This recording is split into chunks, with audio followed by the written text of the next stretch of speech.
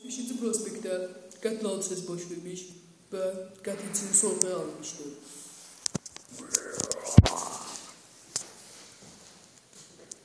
Hadisə necə baş vermişdir? Səni maraqlandırır. Nə deyirsən?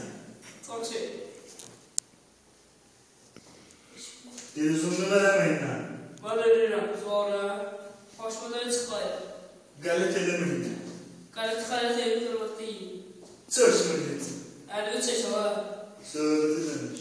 Daha çok Ne olmuştu? Ne olmuştu? Sana evi olsun.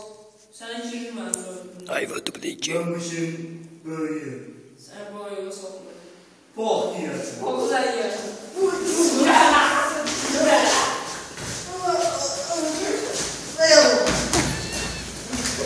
Ah!